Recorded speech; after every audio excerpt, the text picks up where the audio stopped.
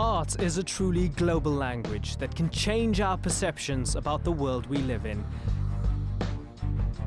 In today's lineup, flying high in Japan,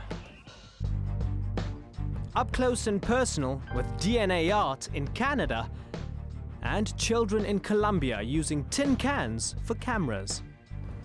Hello and welcome to Artsworld. I'm Imran Garta here in Doha, the capital city of Qatar in the Middle East.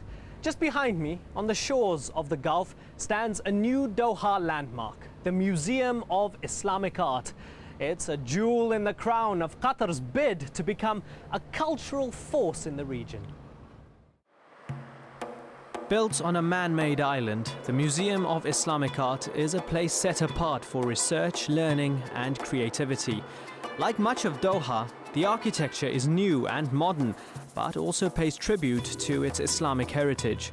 It was designed by internationally renowned architect I.M. Pei and will be a center for academic research. It's an impressive sight, but it's what's on the inside that has international art historians buzzing. But that's a very nice piece. The museum has a top-class collection of Islamic art and aims to promote Qatar as a bridge between past and present, East and West. I'm very, very privileged to be here, as it were, in charge of a collection of this quality. The collection here is not enormous compared with some of the more established museums, but it is of extraordinarily high quality. It's also special that it covers in a very broad way the entire Islamic world in a museum sitting in the heart of the Middle East. Inside the museum, craftsmen are hard at work getting it ready for the official gala opening at the end of 2008. It's all part of a bid to establish Qatar as a cultural destination in the Gulf region. The Gulf in general is becoming a focal point for Muslim and Arab culture, which is nice to center that in one area. The collection has taken many years to amass. The artifacts date from the 7th to the 19th centuries and originate from Asia, Africa and Europe. But until the museum's opening, most of the items remain a closely guarded secret. The artworks show the diversity of Islamic art across a variety of materials. One of the most distinguishing features in Islamic art is the art of writing, or calligraphy, revered for its role in preserving the Quran. And the key new thing that the religion and the new political empire had brought with it was the Arabic language with the Arabic script. And so the Arabic script becomes the key, as it were, symbol of the Islamic world. And that is why it has such a profile and such a status in a way that writing in the West simply didn't have. The word calligraphy comes from the Greek word for beautiful writing. This art form still has many followers today.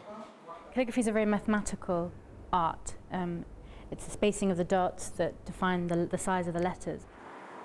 ZAHRA BALIR is passionate about promoting the arts. She works as an art translator at the museum. She's brought her younger brother Hani here from London to take calligraphy classes at the Youth Creative Arts Centre in Doha. I came here because I'm really interested in Arabic calligraphy. When I see Arabic, when I see the calligraphy, it's like so inspirational. I see the different shapes, the different techniques of using a pen.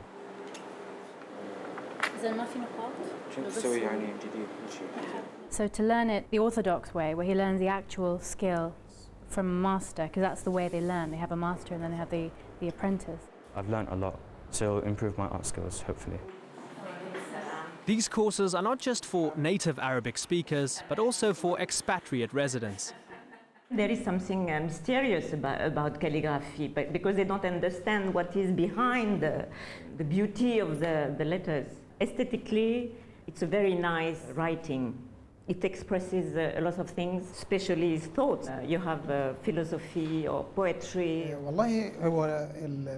Arabic calligraphy attracts many art lovers, and it's not restricted to being learnt or loved only by Arabs or Muslims. It attracts many people, especially since the recent arrival of many foreigners to Qatar.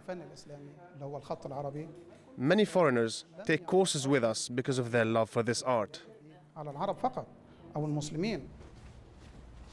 Local Qatari artist Ali Hassan used to teach at the centre, but now he spends most of his time in his studio at home.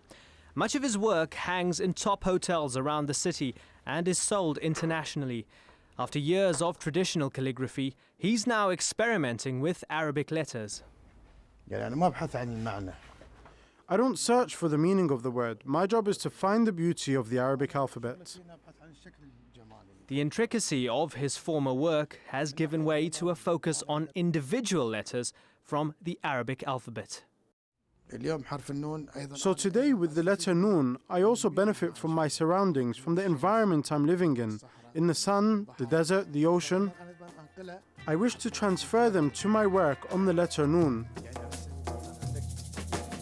Despite his changing style, Ali still believes in the value of traditional Arabic calligraphy. He believes the increasing popularity of these courses and the opening of the new museum bodes well for the renaissance of traditional Islamic art. And when the museum opens, Ali intends to be first in line. Of course I will attend. I will be the first one there.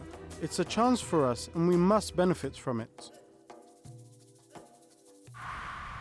Doha is a city of construction with cranes everywhere you look. Now, in ancient times in Japan, long before cranes were invented, the Japanese used to use kites to carry tiles up to the top of the temples and the shrines their workers were building. Now, in the modern age, kite flying is still a popular leisure activity, but the art of kite making is under threat.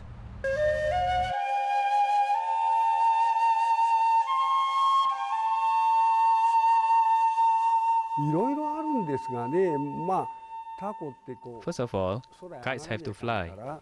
So you have to make them even on both sides and make them light. Also, when it flies, you have to make them look good. So the picture must be concise and nice. As a young man, Masahiro Osumi dreamed of becoming one of Japan's salarymen. He wanted a stable desk job, one with a good pay and a rewarding pension. But fate took him down a different path. My father was a kite maker, and he died when I was still a student. So it was only natural for me to take over his job after graduating from school. Nearly half a century later, Masahiro and his family continue to make traditional handmade kites, mainly for the annual Hamamatsu festival in May.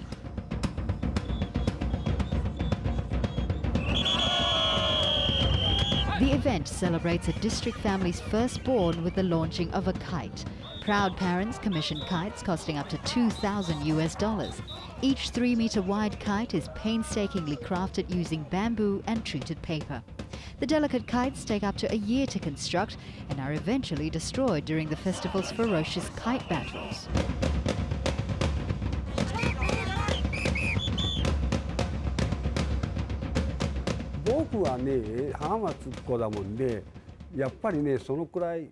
I really enjoy the kite fights. I do not feel any sadness in seeing the kites getting destroyed. But I like watching them colliding spectacularly. I'm still happy, even when the kites get destroyed. But Masahiro's joy may soon disappear. In busy, modern-day Japan, birth rates are declining. So is an appreciation for Japanese tradition. Many festival participants now prefer to buy cheaper kites manufactured in factories across China. Masahiro fears for the future of his craft and the festival.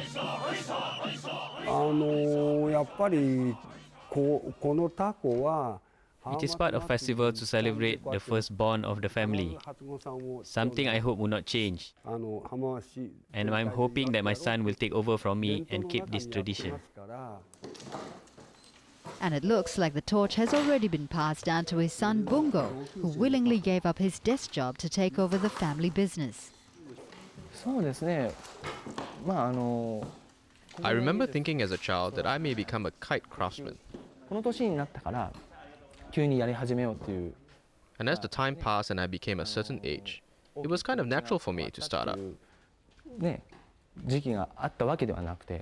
Someone that was not part of the kite maker's family might have different reasons to become one, but it was only natural for me.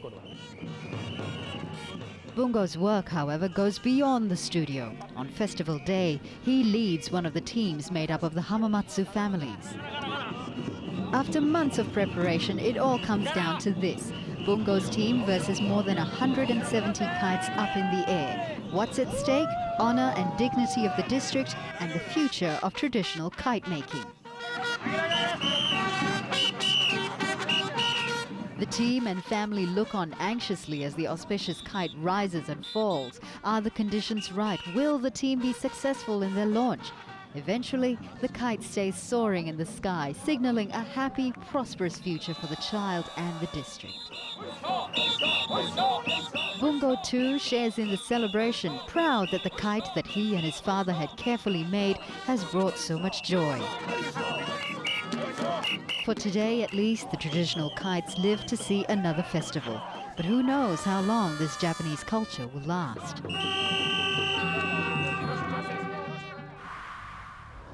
We're taking a short break now, but when we come back, we visit a laboratory in Canada using science to create art, and we see children in Colombia documenting their lives with a tin can.